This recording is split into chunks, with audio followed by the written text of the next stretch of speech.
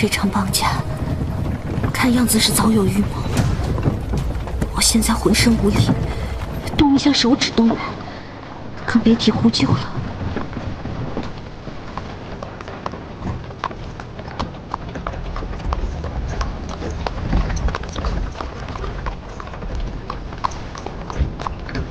车中是何人？回官爷，这车中是我买来的媳妇儿。林玉带他到底想干什么？是跑了。我这准备拖到乱坟岗给他埋了。官爷，这恶疾会传染，可得小心啊！他一发病就抽搐，许是碰到了相公。官爷要不看看？先走。真晦气！谢谢官爷。谢谢官爷，谢谢官爷。若是到了荒郊野岭，可就真的难逃了。这。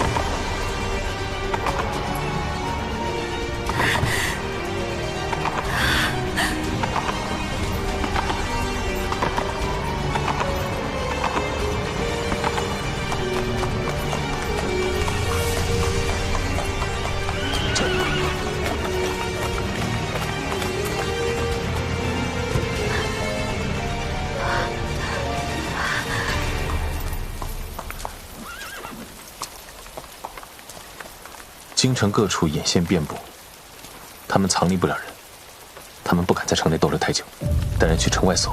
是。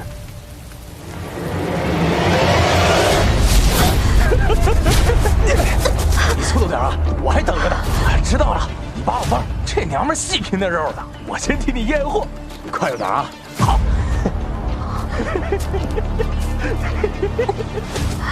好了，你别费劲了。这麻筋伞可以要到10几匹壮马，更别说你这样的小娘子，叫啊，叫不出来了。一会儿啊，还有你哭的时候。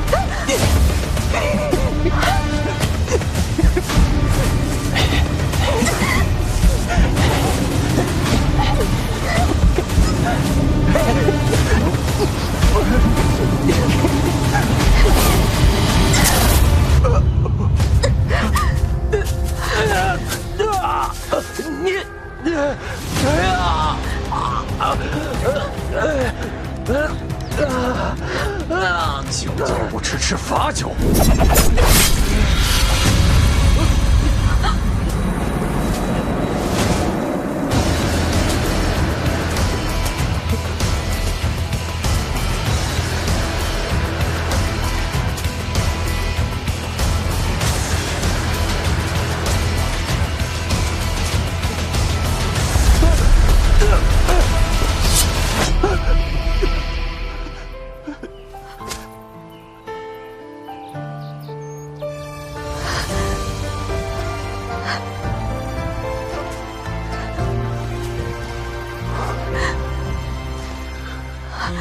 只是一眼于世人间，山海万千不再鲜艳，我们在不知觉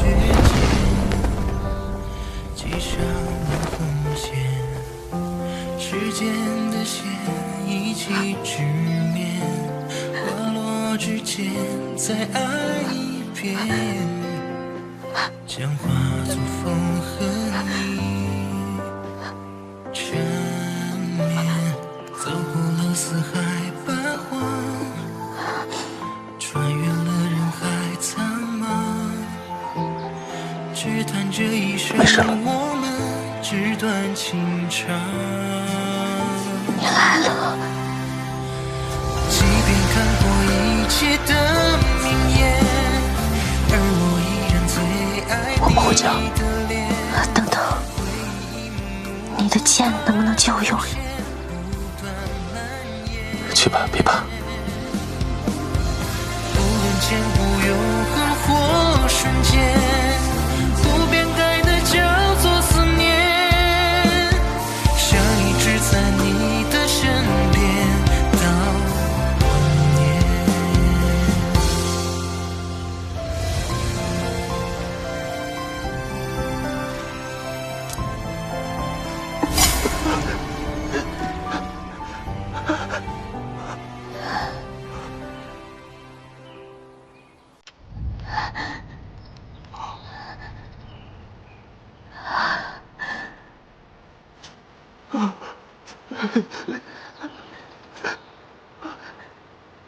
没扎穿，真可惜。郡主饶命！小的也是被人收买，小的以为只是普通的商家小姐，小的如果知道您是郡主的话，打死小的也不敢啊！郡主饶命！郡主饶命！郡主放过我！郡主放过我！郡主放过我吧！郡主放过我吧！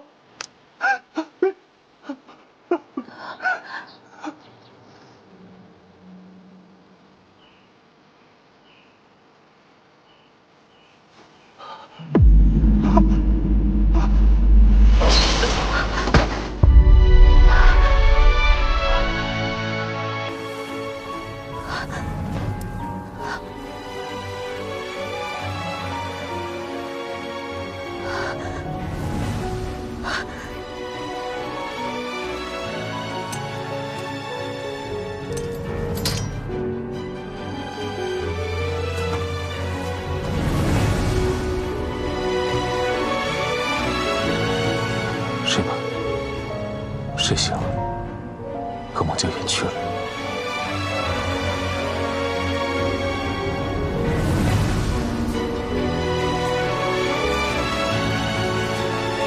我说过的，你身后不仅有宁王府，还有我。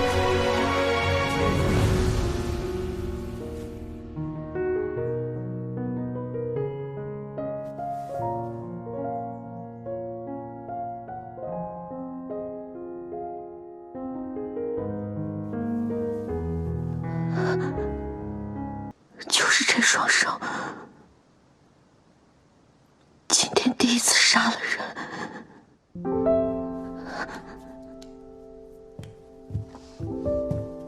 不久前，我还以为萧心恒当着我的面杀人，而拖了几天，现在却已经可以自己动手将人杀死，我还真是长进了呀。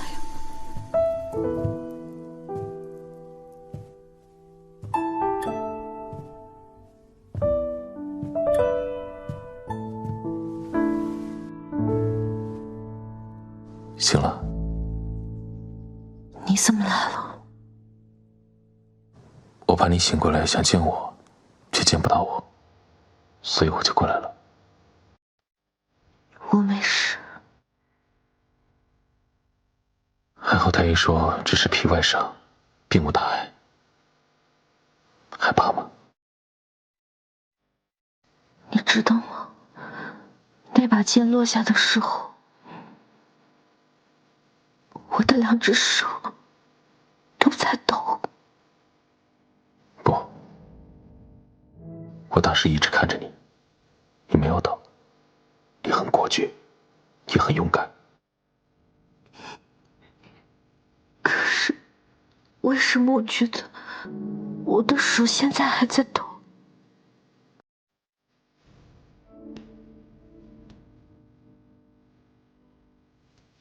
你看，我握住它，它就不会抖了。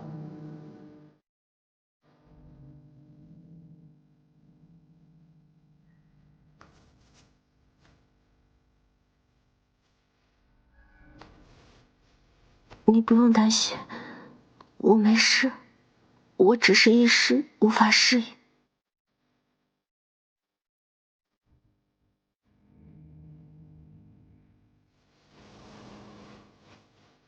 我能有什么事？难不成你还怕我自杀？林玉带想通过这种方式逼死我，他可太天真了。我不会死的，萧心恒。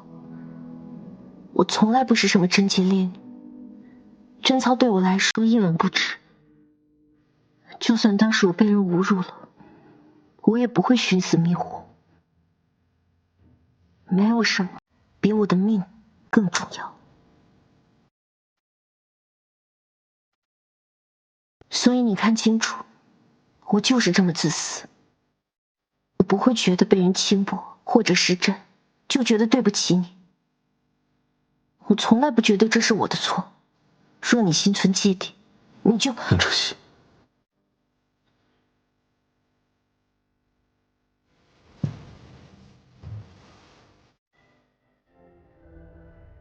宁哲熙，你给我听着，如果你受到任何伤害，一定是因为我无能，是因为我没有好好保护你。你说的没错，在任何情况、任何时候，你的性命都是最重要的。只要你可以平安的回来，其他的都无所谓。宁哲熙，你要记得，我爱你，不需要任何理由，也不需要任何的条件。只是一眼于世人间，山海万千不再鲜艳，我们在不知不觉间系上了红线，时间的线一起直面，花落之间再爱一遍，哭吧，没事的，我在。我当时都怕死了，动都动不了。你为什么来的这么晚？我以为我自己要玩完了。他妈的，林玉带从哪找了这么恶心的人？我要弄死他！还好我藏了簪子在手里。我亲手弄死了那个男的，我可太厉害了。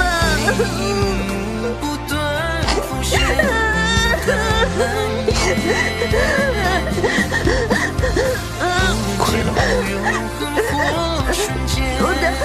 怎么了？像一直在你的身边到永远。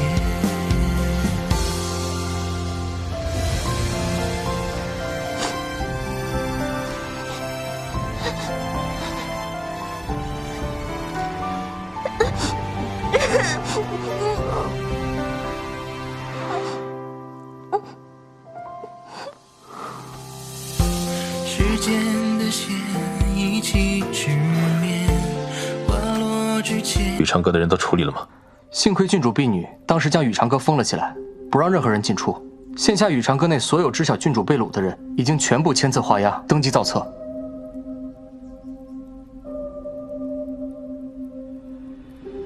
将林一代身边所有涉及此事的人全部灭口，事情给我办得干净一点。是，凡是与此事有牵连的人，我们一个都不会放过。那林玉带他，这件事，只怕他希望自己亲自动手。给他问下麻金伞，关到暗牢里去。是。至于你，自己去刑房领法。是卑职失职，卑职这就去刑房。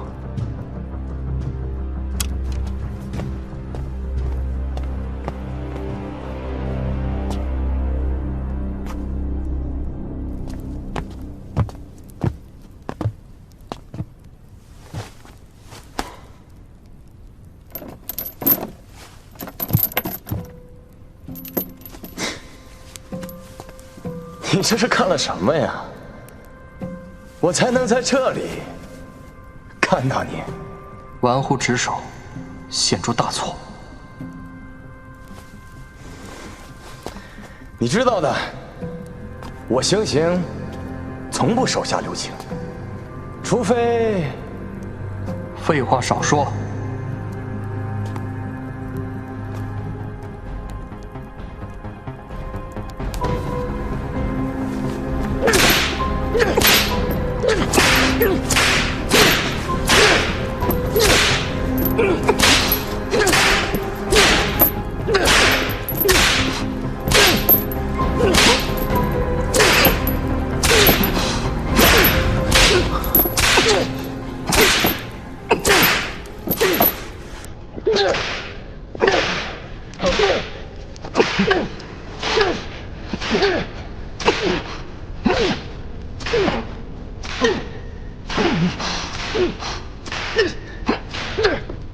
个傻子！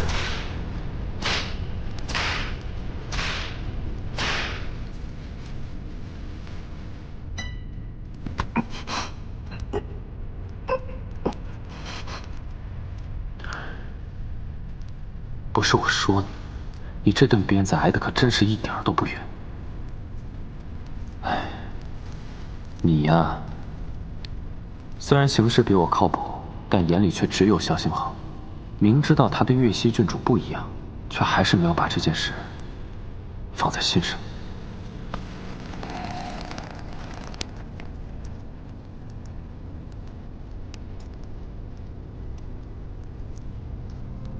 这100遍，可真是一点水都没沾。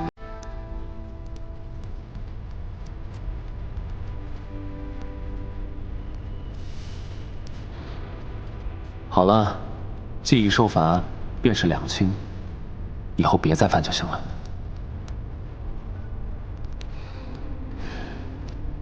疼不疼？没事。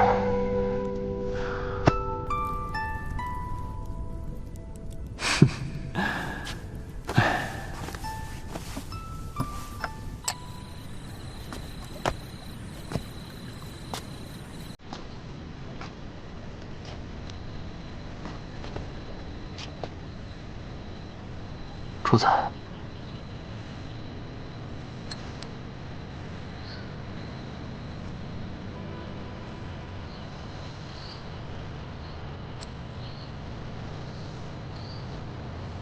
宁初曦从来都不是我的附属品，我希望你可以全心全意敬重她，守护她。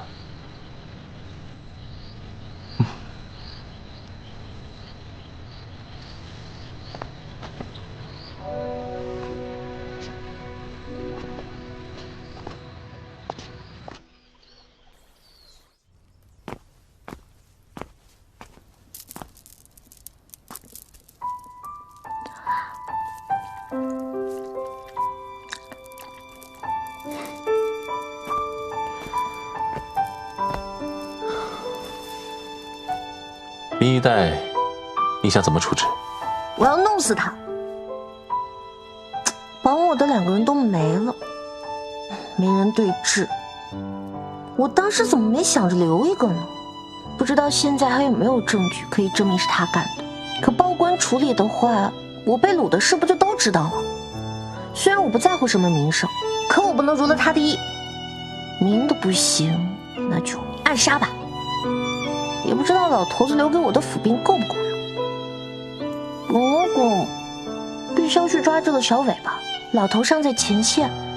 如果现在弄死他，等着萧旭反弹，那不是给老头子添麻烦了吗？喂，我在这认真思考对策，你不帮我你还笑。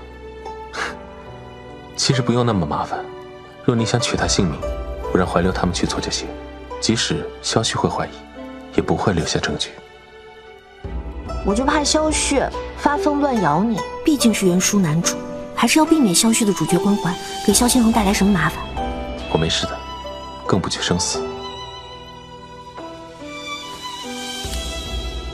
萧星恒，我只说一遍，我既然已经答应嫁给你了，你以后就是我的人，没有我的允许，你不许受到任何伤害。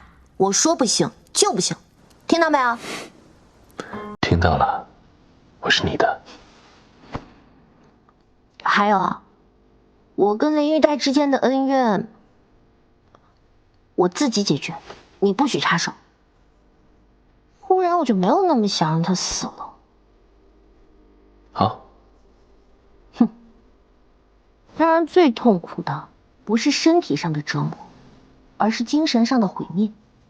他越想得到什么，我偏偏要让他自以为快要成功的时候全部失去。林一代最在乎的是什么？在乎他和萧旭的感情，在乎爬上高位掩饰出身的自卑，在乎他淑女才女的名声。那就让他最在乎的一一破灭在他眼前。若是他现在死了，倒成了萧旭心里的白月光了，我偏偏要让他跟萧旭反目成仇，让他刚爬上高位就跌入尘埃，让他声名狼藉，被人耻于提起。按你的意思来，你觉不觉得我们俩现在像画本里阴谋诡计的大反派？瞎说！我觉得我们像画本里珠联璧合战胜反派的主人公。那你不觉得我恶毒啊？不，我觉得你很可爱。京城知名才女林玉带离奇失踪，究竟是采花大盗重出江湖，还是闺中小姐为爱私奔？是人性的扭曲，还是道德的沦丧？哼，姐姐，你比我标题党多了。我这京城第一八卦号应该退位让贤。少贫嘴，能不能想？姐姐交代的事肯定漂漂亮亮的完成啊。号外号外！京城才女林玉带离奇失踪，给你，究竟是人性的扭曲，还是道德的沦丧？号外号外！来，号外号外！京城日报每日关注，号外号外！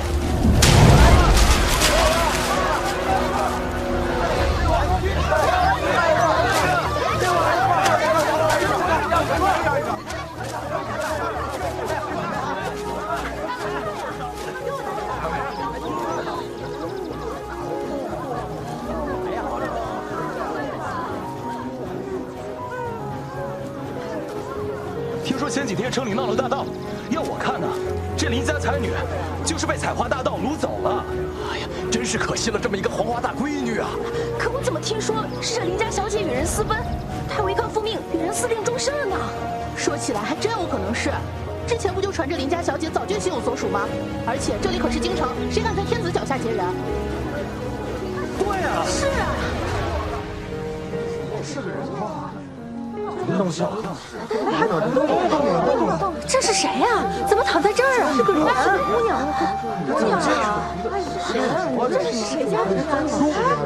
这不是林家那个才女吗？林玉带，这是怎么了？这是？她这样好像丢了清白啊！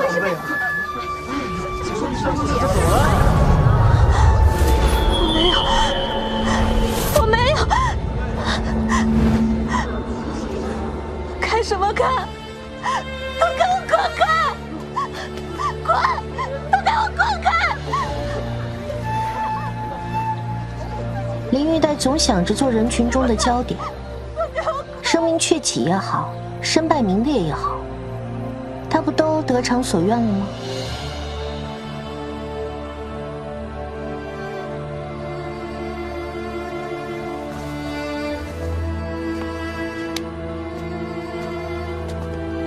下一步，通知萧旭接人吧。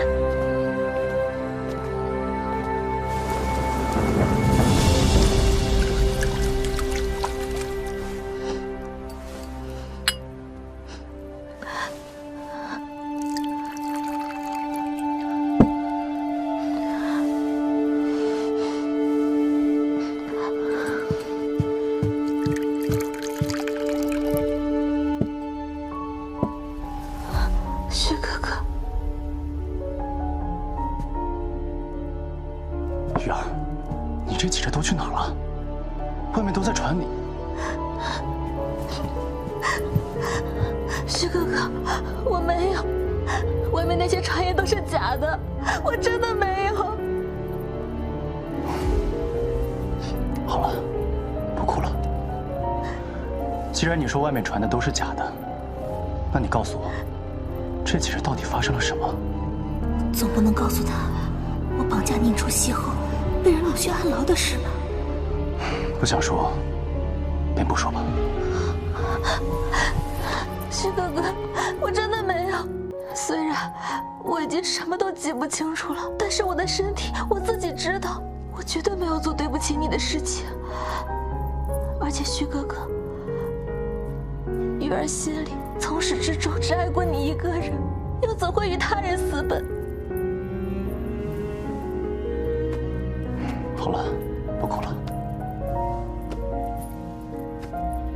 那是谁掳了你？你心中有没有怀疑的对象？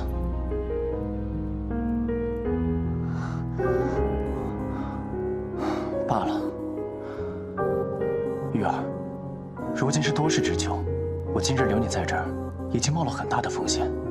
玉儿，你知道的，皇家最要的就是体面，若是被有心之人拿去做文章，与我很不利。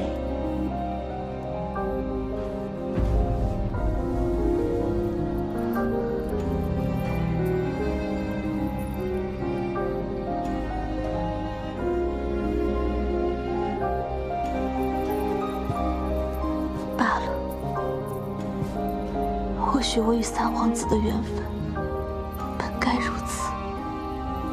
玉儿，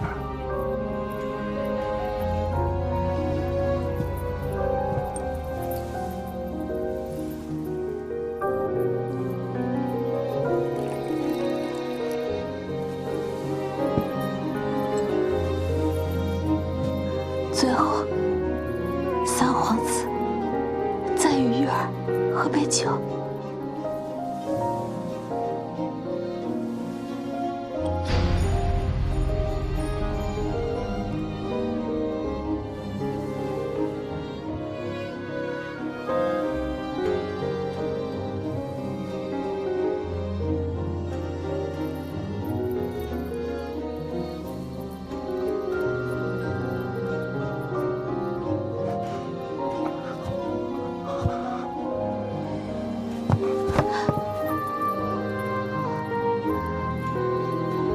旭哥哥，玉儿这么做，都是因为太爱你了。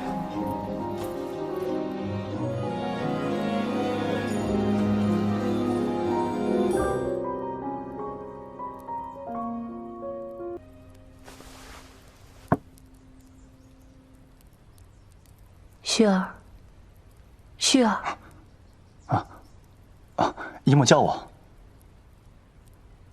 你今天说有事找我，可我陪你在这儿坐了1刻钟，到底有什么事，让你这么难以启齿啊？姨母，旭儿想，旭儿想求您向父皇请一道圣旨，替旭儿赐婚。怎么，旭儿这是想通了，想娶那岳西郡主了？不是您出席，不是你出席，不是你出席是谁？难道是那林家庶女？那个林玉带给你灌了什么迷魂汤，让你对她这么死心塌地？姨母，旭儿与他已经有了夫妻之实。什么？所以旭儿必须得娶她。你还真是饥不择食，什么糟糠都吃得下。她林玉带不过是区区一个庶女，如今变成了上不了台面的货色，你怎么下得去口啊？娶她，你就不用想了。别说是本宫不同意，如果被你父皇知道了，你这辈子都与那个魏主无缘了。可是姨母，旭儿与他若是不娶的话，他存心报复，旭儿怕。说到这个，我还想问问你，你明知道他德行有亏，已经不可能入皇室，你为何还要与他苟合？还是说，你们早在之前就已经同床共枕？姨母，是旭儿鬼迷心窍，可是如今木已成舟，旭儿必须要给他个交代。他前些天因为这件事情，已经被林府赶出了家门。旭儿实在是不忍他流落街头。你不是说他爱你爱得非你不可吗？那还在乎什么名分？他这样德行有亏，心思歹毒，做一个外室都算抬举他，还想登堂入室，他算个什么东西？本宫给你1天时间，把这件事处理好。若是捅到你父皇了，本宫也帮不了你。旭儿知道了。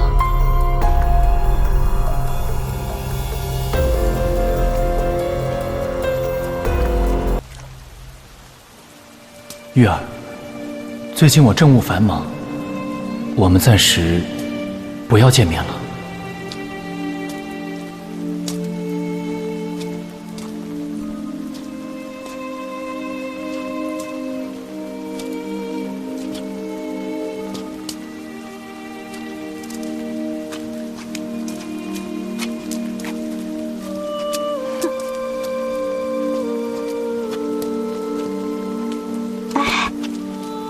就是那个失踪了好几天，然后衣不蔽体被扔在大街上的林府小姐。是她呀，失了清白了。就那还好意思来找三皇子，看看自己现在是什么货色，还想着飞上枝头当凤凰呢。当初还小姐，你没事吧？西郡主抢风头，一个庶女而已，仗着三皇子的宠爱和郡主叫板，也不知道哪来的胆子。现在三皇子躲着他呢，避之不及，还夸自己是那个京城第一才女。小姐，这就是报应。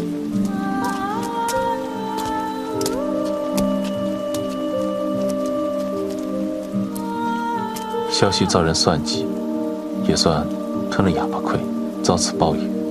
对这个结果，你可还满意？还行吧。而在我看来，还不够。眼看他高楼起，眼看他楼塌了，还挺有戏剧性的。所有人都应该为自己的选择买单，他这个结果也是自己选的。秋霜寒凉，老夫人身染风寒，缠绵病榻，念及远游亲眷，心中郁结，盼息儿归家，以解亲人思念。我离开益州时，祖母还精神矍铄，怎么会久病不愈了呢？往日她最是疼我必须回去看看。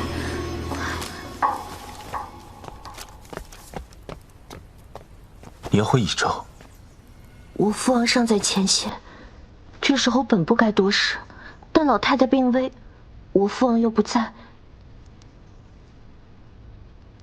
此去益州，担心途中生变，这不是来找我的未婚夫婿帮忙了吗？我担心宁王府的兵人手不够，要不将太子府的侍卫带上，充当王府的人。还有，宁老太太患疾，我身边常用的太医医术精湛，你把它带上，还有各种药材，一并带上，我让人都给你准备好。还有，你身边没有贴身侍卫，我让怀流跟着你一起去益州。怀流跟我，你身边没人怎么办？不用担心我，我能自保。要不我称病，我陪你一起。别闹，现在正是京城各方势力蠢蠢欲动的时候。可是，我知道你不在乎这些，可若是争不了权，夺不了势，即使此刻你陪着我，往后也是护不住我的。好吧，都听你的。你放心，这回我肯定处处小心，绝不让自己身陷险境。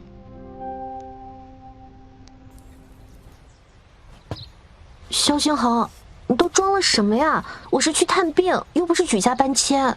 多带点总是没错的，这些都是珍贵的药材。虽然我不知道宁老太太情况如何，但总有一样可以用得上吧。对了，这个给你。这是什么？这是我的私意，若遇到什么事情，你可以带着它去找益州刺史赵康玉。益州刺史可是地方3品大员，益州最高的行政长官，居然是你的人。你忘了我们第一次见面是在哪里？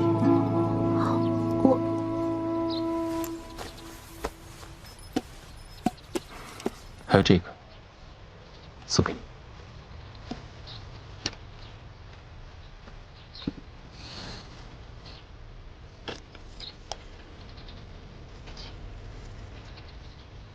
鸢尾花的手镯，帮我戴上。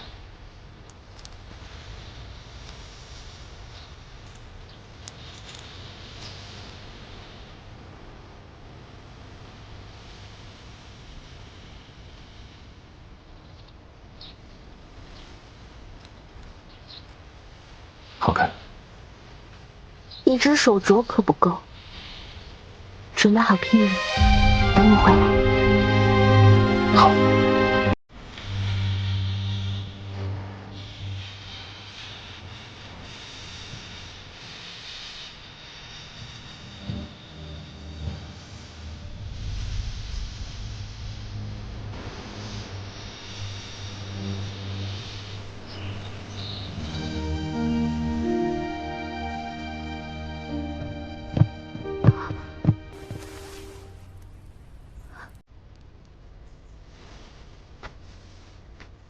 祖母，我回来了。祖母，祖母，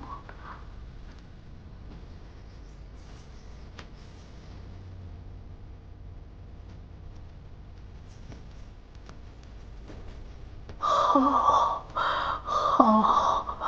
我的希儿回来了，回来了。祖母就是此刻去了，也心安了。祖母，你胡说什么？你还要长命百岁，健健康康的看我成婚呢。对了，我的希儿有对象了。定亲了，是太子，孙女马上就要成为太子妃了。祖母高兴了吧？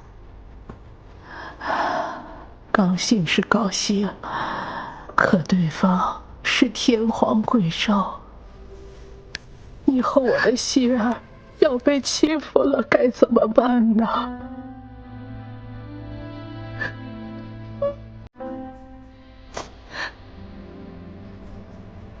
希儿不哭。都说生死有命，祖母不难过，你也不难过了啊！祖母，太医，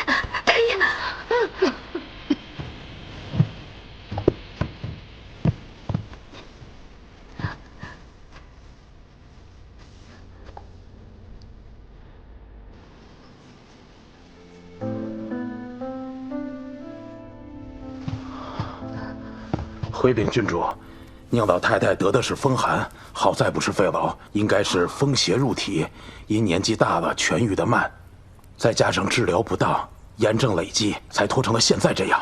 可能治疗？可以的，只是所需药材珍贵，好在咱们来益州前，殿下为您准备了大量药材，正好可以用上。只是宁老太太年岁高了，这病恢复得慢，急不得。能治就好。哎，臣这就去准备。祖母，你听到了吗？您的病能治，以后可千万别再说这些丧气话了，要配合太医好好治病。好，不说了，都听我希儿的。多亏了希儿带来的太医和药材，不然母亲的病不知何时能好。该三叔好好谢谢你才是。三叔见外了。咱们一家人不说两家话，父亲尚在前线，殷家全靠三叔一人撑着，这些都是侄女儿应该做的。哎，我听闻圣上为你跟太子赐婚，也不知太子为人如何，你是否能跟他相处得来啊？希儿，这婚事可是你自愿的呀。啊，真正的亲人不会在意你为他们带来荣耀积蓄，只会关心你是否过得如意。三叔二姑姑别担心，太子殿下清风朗月，待我更是极好。这次为祖母带来的药材和太医，都是殿下准备的。哦，那就好，那就好。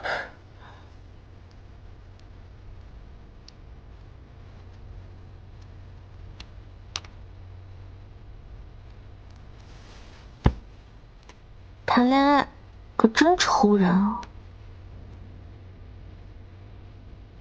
山远天高烟水寒，相思枫叶淡。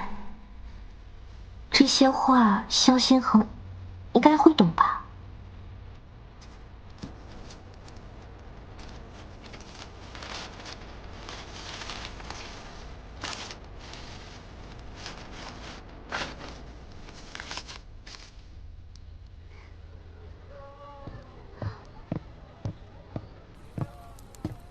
小姐，您的点心。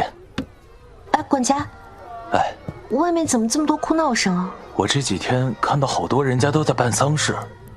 最近城中死了许多人吗？最近不知道是不是入冬的原因，城中好多老人都患了风寒，都挨不住了。按理说今年冬天还没有去年冷，但这1个月陆陆续续走了好多老人。都是在这1个月里？是，就是这1个月，连那个棺材铺的生意都好了很多。哎，小姐，您是觉得哪里不对吗？总觉得哪里怪怪的，难道是我想多了？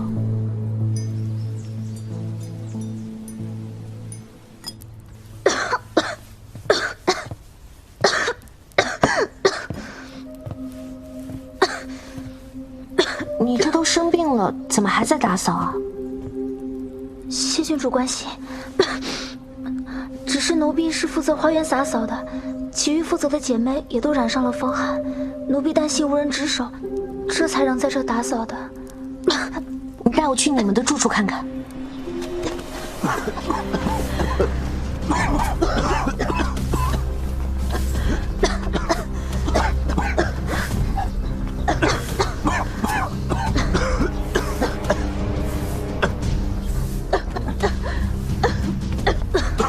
这么多人都染病了，府上郎中就没来看看吗？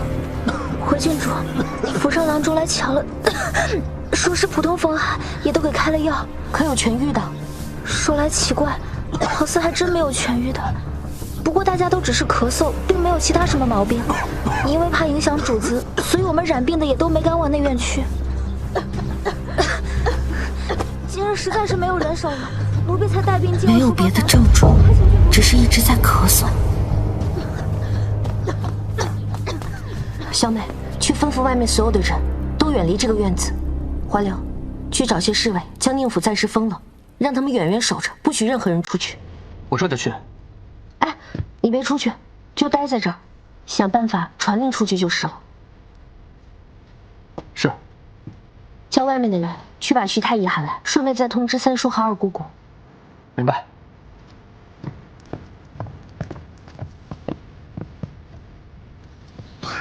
哎，别进来！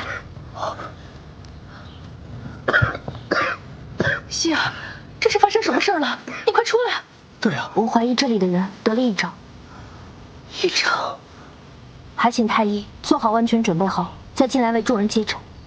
是，臣这就去准备。有劳了。希儿，这当真是癔症吗？瘟疫向来令人谈之色变，若真是癔症，那可就不单是宁府的事情了。还不确定，我也希望是虚惊一场，但结果可能会不尽如人意。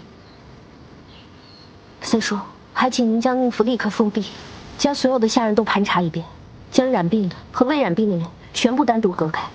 内院也要排查，特别是松鹤院，我担心祖母的病。你放心，我知道怎么做，我这就去。可是希儿你，以防万一，我也需要一同被隔离。这怎么行呢？我怎么向大哥交代？三叔别担心，有徐太医在呢。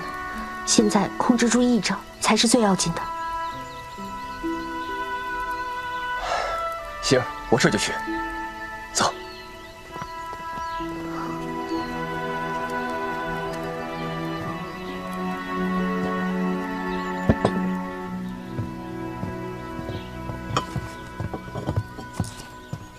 郡主，你猜的没错，经过下官反复确认，确实是癔症。具体是什么情况？最先咳嗽的是东院里负责外出采买的小厮出现了咳嗽，后来与他同屋的小厮也都相继出现了咳嗽的症状，而且最先染病的那几个小厮已经开始出现了发热的症状。下官用了各种风寒常用的降温方法，但是都没效果。也就是说，这癔症的症状是先咳嗽，再发热。是。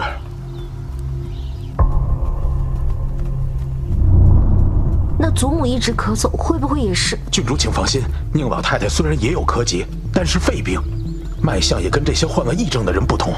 她没事就好。这些患了癔症的人看似风邪入体，但他们的脉象要更沉一些。之前郎中开的风寒用药也是没有半点效果。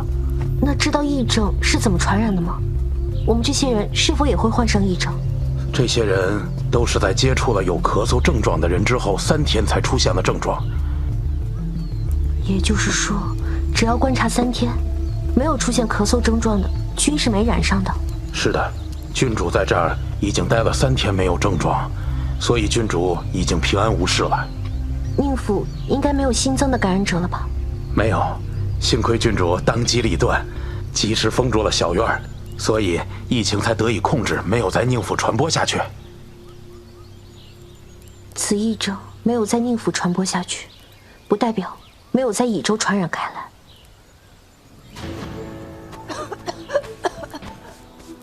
可是明明已经传播1月有余，为什么城中一点防疫措施都没有？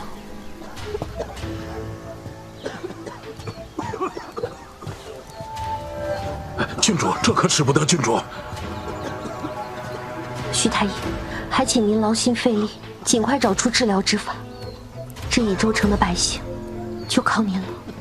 郡主请放心，下官定当竭尽全力。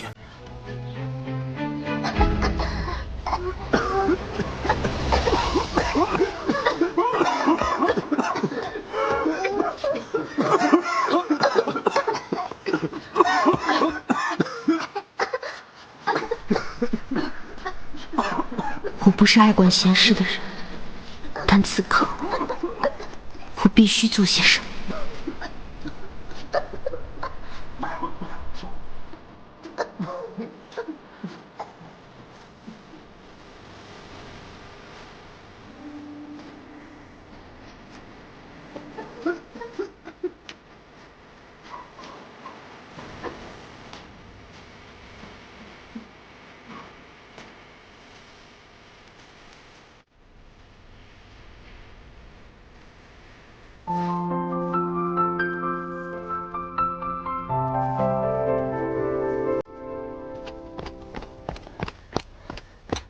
殿下，乙州传来消息，说是发生了瘟疫，圣上已经秘密下旨封城，现下正召集各位大臣殿前商议。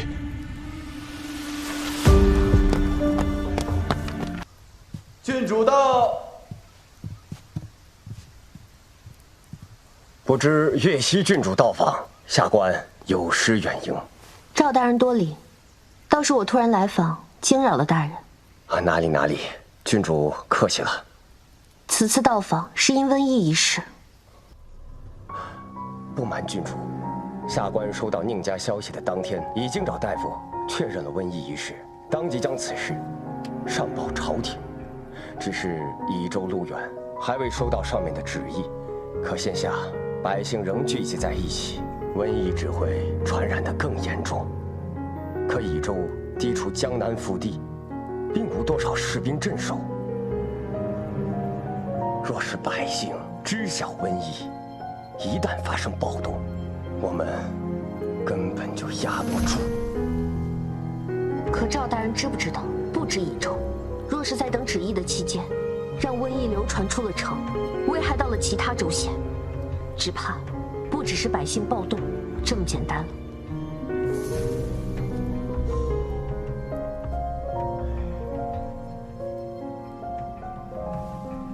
殿下说过，见此章如见他本人，只是不知赵大人还认不认这章子。本以为岳西郡主不过是太子殿下联姻的选择，没想到殿下信任他至此，连私章都交给了他。请郡主吩咐，下官定听命行事。当务之急是请大人封锁乙州城门，避免瘟疫流传出去。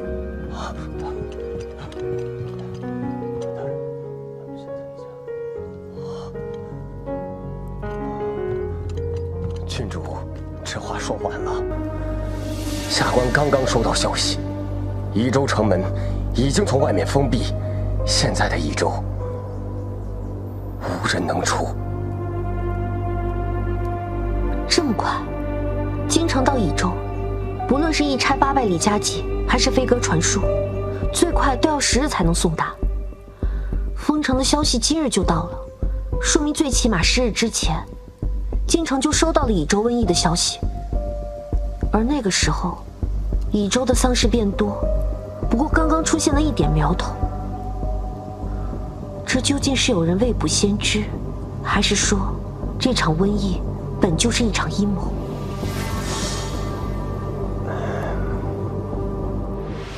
其他几个都送过来了。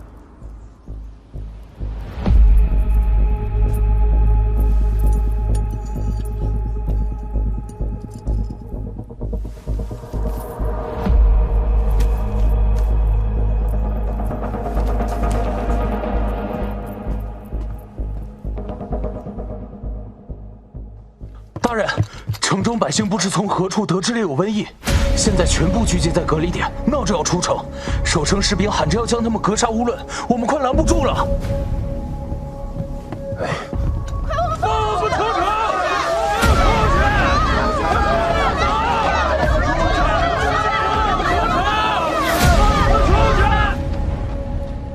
臣以为益州人口数10万。一旦因为疫情引发暴乱，3成的城卫军怕是也难以抵挡，还请圣上调兵提前镇压防范。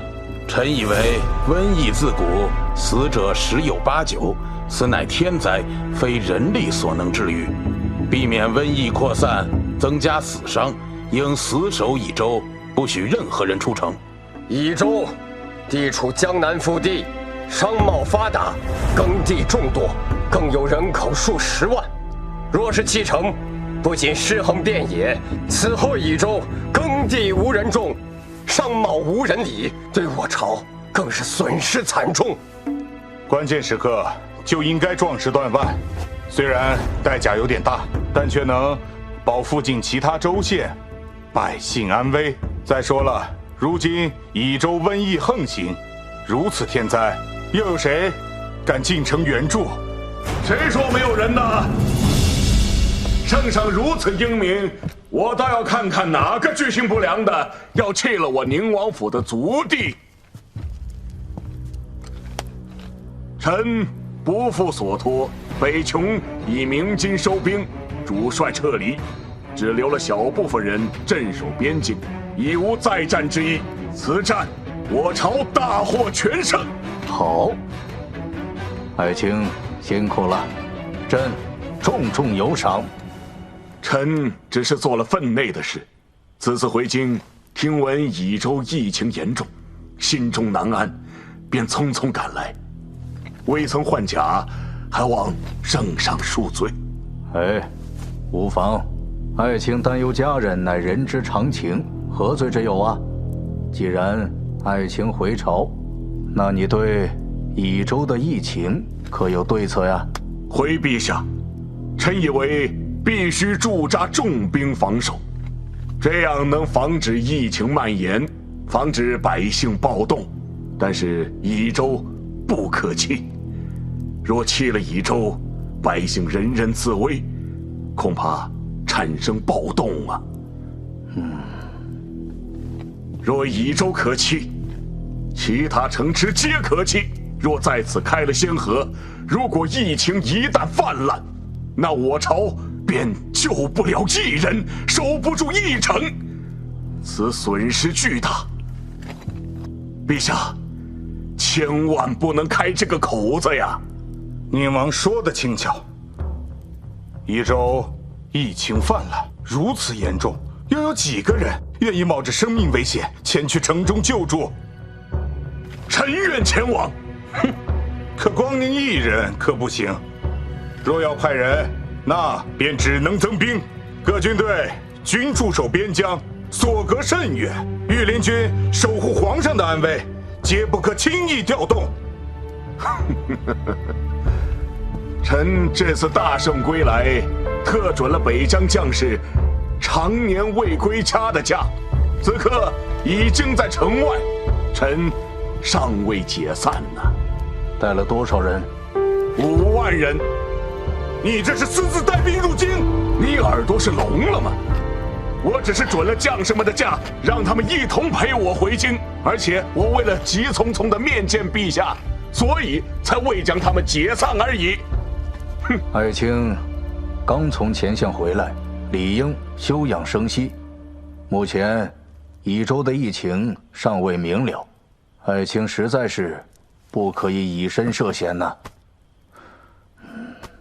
哎，不如这样，另派他人领了你这5万精兵前去支援。爱卿，你看如何呀？这，儿臣愿带宁王前往。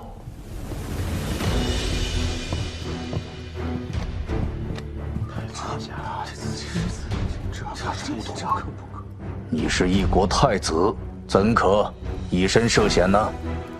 正因为儿臣是太子，所以应该以天下万民为己任。益州不仅有儿臣的爱人，还有我大理数10万臣民。也罢，将这5万军队交给太子，那宁王便无话可说了。既如此，着太子领5万精兵前往益州赈灾吧。儿臣领命。多亏殿下传书，我才带回这么多将士，不至于让益州成为一座孤城啊。还是要多谢君主。既然希儿这么看重你，那我有话就直说了。您请说。我在京城看住这些牛鬼蛇神，但是你要保证，从益州安安全全地把希儿带回来。您放心，我定以性命护之。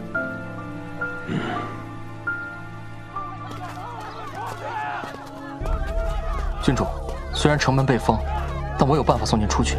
你能送我1人出去，但能送宁家那么多人出去吗？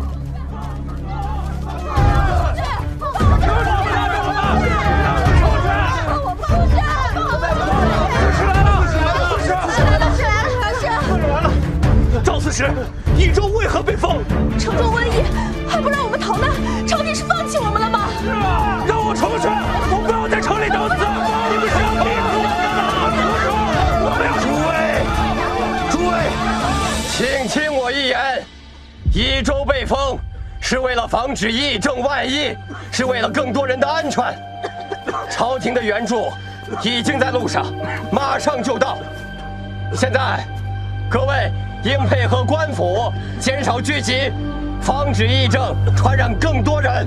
你骗人！外面的兵说出城者杀无赦，你分明就是想困死我们，你根本没把我们放在眼里。放我出去！放我出去！放我出去！城中的高官世家早都跑光了，留下我们这些可怜的老百姓。你们这些叛官分明就是罔顾人命！罔顾人命！本官还在城中，今日之前，根本无闲杂人等知晓瘟疫一事，说有人提前出城，根本是无稽之谈。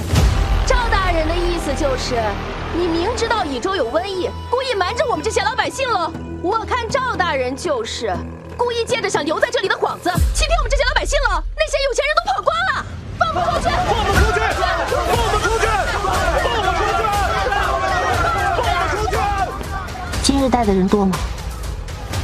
本来不多，但是属下刚刚从人群中看到了不少太子府的人，应该是殿下从京城派来的，刚进城就堵在这儿了。通知宁府所有的侍卫和府兵，要他们全部赶来城门，维护秩序。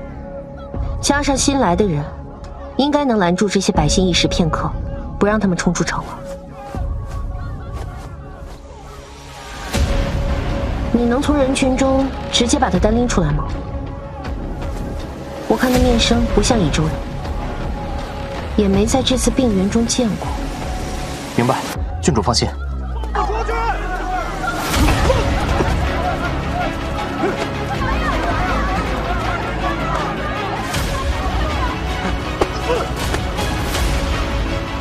我在萧旭府上见过你。不可能，你不可能会发现。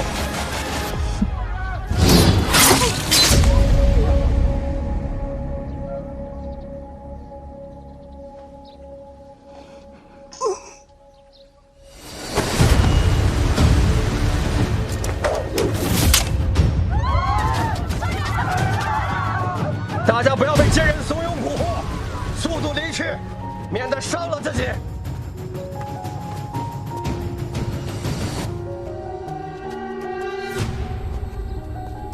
外面驻守的军队说，出城者杀无赦。你们不是想出去吗？我就帮他一把，看他能不能活着出城。赵刺史拦着你们，是怕你们自寻死路。你们以为你们人多，城外的士兵就拦不住你们吗？你们确定要拿命跟城外那些带刀带枪的士兵拼上一拼吗？那你说怎么办嘛？出城是死，留在这里也是死，那让我们怎么办嘛？是吧？是不是？大家说是不是啊？放不出去！谁说留在城内就是死啊？此疫症不是不治之症，太医和大夫们都在研究治疗之法。若你们出去后发病，试问，又有哪个大夫敢接诊？又有哪个大夫能比城中的大夫更加知晓治愈之法？更何况朝廷的援助已经在路上了，未染病的人，只要听从官府的安排，就不会被传染，也不会有性命之忧。你又是何人呢？你怎么能保证朝廷来的是援兵，而不是来困死我们的？就是啊！况且那些有钱人都跑了。就是啊！不知道真的还是假的。是啊。